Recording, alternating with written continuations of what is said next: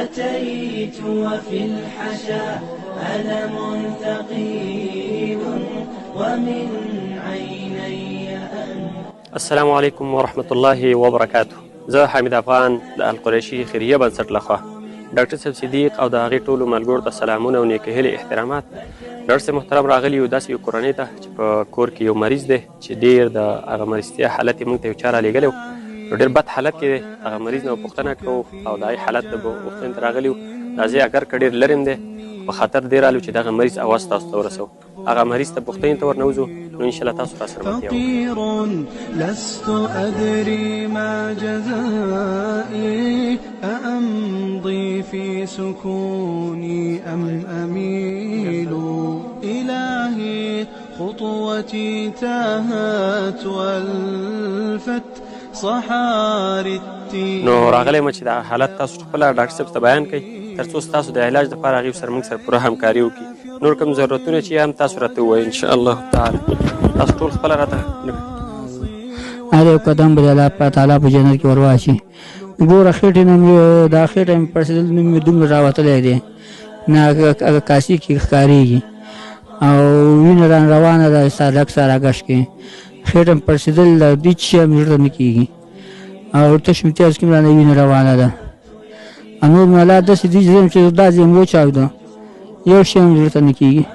الله مهربانه دی وروره. انشاءالله تعالی مور نه پوښتنه کوو چې تر اوسه دې باندې څونه علاج او څونه پیسې مصرف کړي دي تر څو تقریبا مور یې تقریبا څونه مصرف کړي دي دې باندې درې څلور لکه مې پې ولګولې پټې مې ما د خدای سر کوټه مې هغه مې ورته خرڅه کړه. ما د خدای وویم چې ګوره نه ګناه مې درته ګوره واړه واړه تور سرې راته ناستې دي تور سرې وړې وړې مورې ناستې خپل راته ناست دي. زه څه شی وکړم؟ زه نوره چاره نه لرم. زه په دا کراره باندې دغه راغله دغه ډاکټر کسدار یم دي ډاکټر پشه پوښتنه وکړي بل ډاکټر کسدار یم دي بل ډاکټر کسدار یم دي ټولې دې اندره باندې ودرې دي.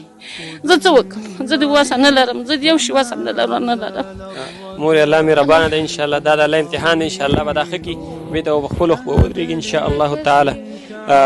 مورې داسې بعضې وخت کې دا راځي موږ خپله د یو خیریه بنسټ سره د دې باره کې معلومات ور شریک کړي دي. انشاءالله ډېر ژر به بېرته موږ د دې د علاج لپاره واپس شو انشاءالله.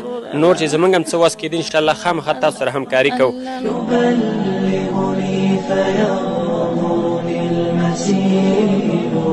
أطلت وفي الإطالة منك من لأنك تصطفي.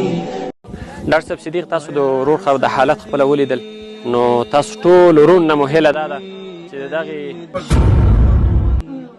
انشاءالله په سترګو مورې خامخا خامخا مورې په سترګو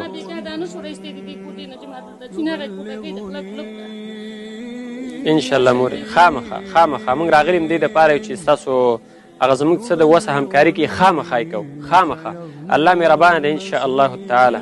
ډاکټر صاحب صدیق تاسو د ورور خبرې خپله واورېدې، نو تاسو نه مو هیله دا ده چې دغې ورور په علاج کې ډېره همکاري را سره وکړئ.